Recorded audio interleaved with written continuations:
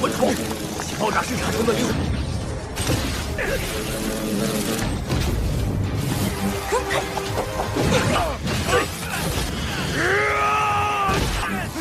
要三魂兽魂，点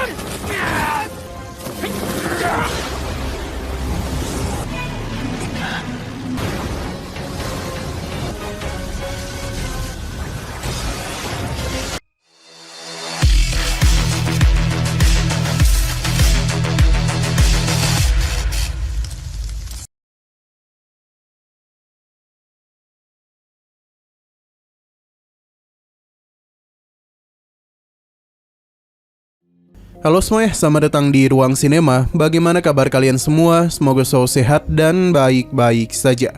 Sesuai jadwal, jadi pada hari ini kita akan kembali melanjutkan series Donghua Martial Master episode terbaru, yang mana ini adalah episode yang ke-558.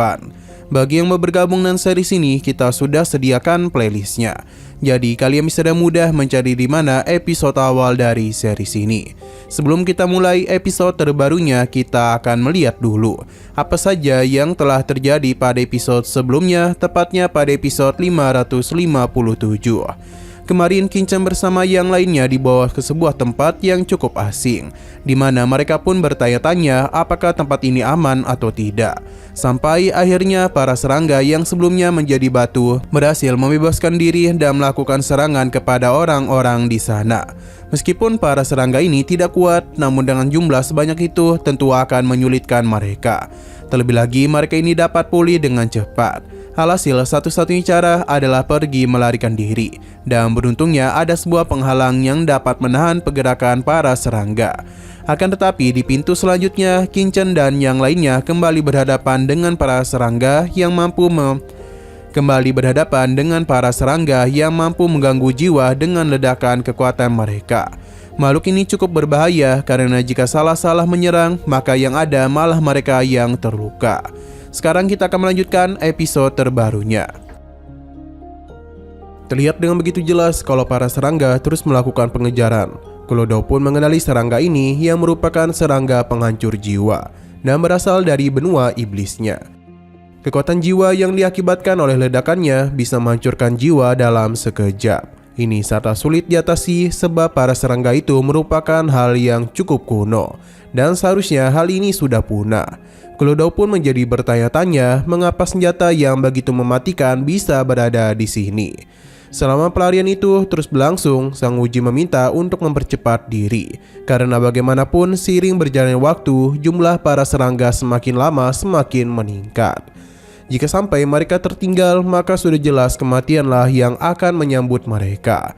Namun nasib berkata lain karena kini mereka malah terkepung. Sebab di hadapan sana juga ada para serangga yang telah datang dalam jumlah yang tidak kalah banyaknya. Sang Uji mencoba untuk melancarkan serangan. Hal itu memang berhasil, tapi hanya menghabisi beberapa serangga saja. Dengan kondisi seperti ini, Sang Uji pun menyarankan mereka untuk mengerahkan segala kekuatan yang mereka miliki. Dan jangan biarkan para serangga mendekat kemari. Alhasil penyerangan pun mereka coba lakukan. Hal yang sama juga dilakukan oleh Kinchan bersama para gadisnya.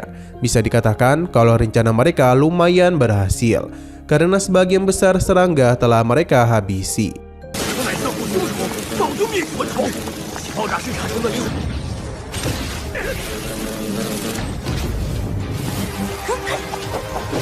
Akan tetapi masalah baru sepertinya telah hadir, karena tiba-tiba saja para serangga itu melakukan penyerangan dari jarak jauh. Ini mengakibatkan formasi mereka kacau yang langsung dimanfaatkan oleh para serangga untuk menyerang balik. Benar saja keunggulan yang sempat mereka dapatkan kini telah hilang. Satu persatu murid telah menjadi korban dari kengerian serangga tersebut. Ada yang langsung meninggoy dan ada juga yang harus kehilangan atas kendali diri mereka sendiri, yang membuat mereka malah saling menyerang satu sama lain. Keadaan pun menjadi semakin kacau saja, karena bagaimanapun mereka telah sibuk berhadapan dengan para serangga. Namun kini malah ditambah dengan serangan dari orang-orang yang sudah kehilangan kendali. Para ketua sebenarnya kesal karena para murid malah saling serang satu sama lain. Sepertinya mereka itu masihlah belum tahu kalau serangga penghancur jiwa dapat mengacaukan pikiran lawannya. Para ketua pun mencoba untuk bertahan sebisa mungkin. Mereka juga meminta para murid untuk tidak segan-segan menghabisi rekan mereka yang telah kehilangan kendali. Karena jika tidak, malah mereka yang akan terluka. Pertarungan pun masih terus berlangsung.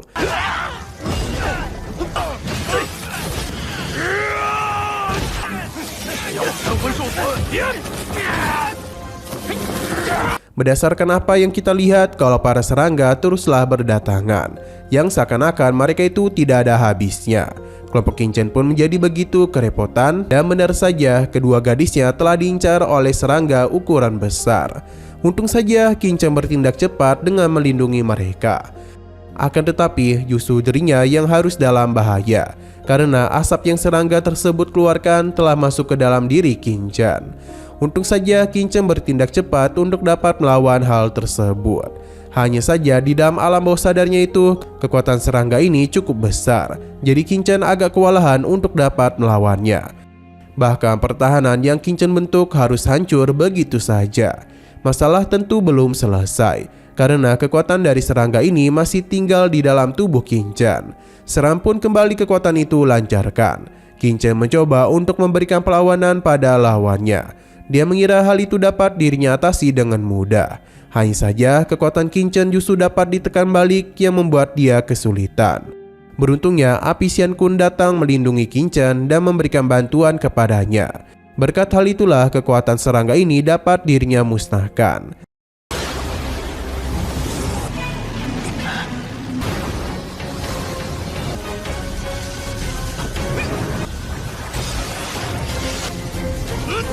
Qingchen pun mulai sadar bagaimana cara untuk melawan kekuatan dari para serangga. Di sisi luar, seseorang sedang mencoba untuk menyerang Qingchen, tapi hal itu berhasil dihentikan oleh Juruyu. Alasan orang ini menyerangnya karena dia yakin jiwa Qingchen telah rusak, jadi mereka harus melenyapkannya sebelum dia lepas kendali. Tapi Qingchen menghentikan pria tersebut dan memperlihatkan bagaimana dirinya bisa dengan mudah melepaskan diri dari kekuatan serangga pemakan jiwa. Melihat hal itu tentu saja membuat para ketua terkejut karena bagaimana cara Qingchen dapat melakukannya. Begitu pula dengan Klodao yang senang tuannya baik-baik saja. Qingchen memberitahu kalau dia sudah menemukan jawaban bagaimana cara mengatasi para serangga penghancur jiwa. Jadi Qingchen pun meminta para gadisnya untuk menggunakan teknik pengendalian pedang sambil diisi oleh kekuatan niat pedang. Meskipun mereka masih belum tahu terlalu jelas dengan rencana Qingchen, tapi Qiansu maupun Jiruyu tetap melakukan apa yang Qingchen perintahkan.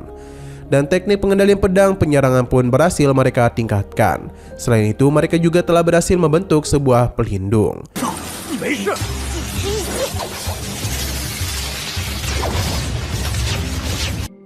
Namun sayang sekali lagi seru-serunya, episodenya pun harus bersambung dulu.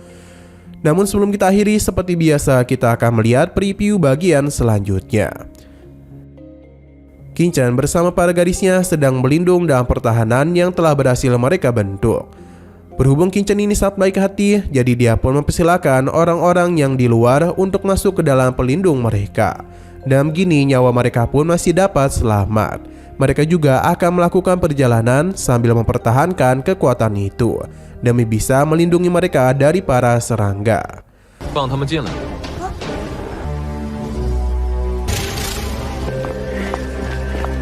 Oke, sekian dulu pada video kali ini. Untuk video selanjutnya akan segera hadir. Jadi bagi kalian yang ingin mengikuti series ini, langsung saja klik subscribe dan aktifkan loncengnya.